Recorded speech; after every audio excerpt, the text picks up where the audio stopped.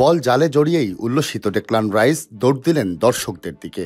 পেছন পেছন ছুটলেন আর্সেনাল সতীর্থরাও, কিন্তু ক্ষণিকের জন্য জায়গায় থমকে থাকলেন মার্টিন ওডেগার।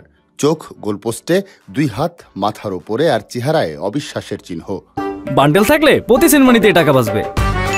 বিকাশ সেনমানি বান্ডেল কিনে জিতুন প্রতি লেনদেনে।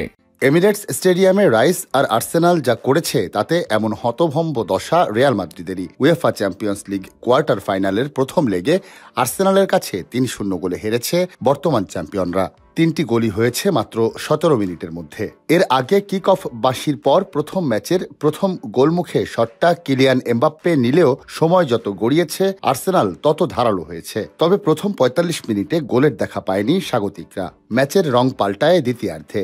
ম্যাচের ৫৮তম মিনিটে আর্সেনাল ফ্রি কিক পেলে শট নেন ডেক্লান রাইস। দুর্দান্ত ফ্রি কিকে কাছের পোস্ট ঘেঁষে জাল খুঁজে নেন ইংলিশ মিডফিল্ডার। ঝাঁপিয়েও বলের নাগাল পাননি বেলজিয়ান গোলরক্ষক। আর্সেনাল ও ওয়েস্ট হ্যাম ক্যারিয়ারে ৩৩৯ ম্যাচ খেলে এটি রাইসের সরাসরি ফ্রিকিক থেকে প্রথম গোল। তবে এখানেই থামেননি ২৮ বছর বয়সী এই মিডফিল্ডার। ম্যাচের ৭০তম মিনিটে আবার ফ্রিকিক পায় আর্সেনাল। এবারও রাইসের জোরালো শট জালে। ওপরের পোস্ট ঘেঁষে পৌঁছানো এই বলও নাগালে পাননি রিয়াল গোলকিপার। রাইসই প্রথম খেলোয়াড় যিনি চ্যাম্পিয়ন্স লিগ নকআউটে সরাসরি ফ্রি কিক থেকে ২ গোল করেছেন। ১২ মিনিটের মধ্যে দুটি দুর্দান্ত ফ্রি কিক গোল দেখে উৎসব শুরু হয়ে যায় এমিরেটসে। মূলত ওই সময়ই ম্যাচ থেকে মানসিকভাবে ধসে পড়ে কার্লো আনচেলত্তির শিষ্যরা। তবে রাইসের জোড়া গোলে থামেনি আর্সেনাল ঝড়। ম্যাচের ৭৫তম মিনিটে যোগ হয় আরেকটি গোল।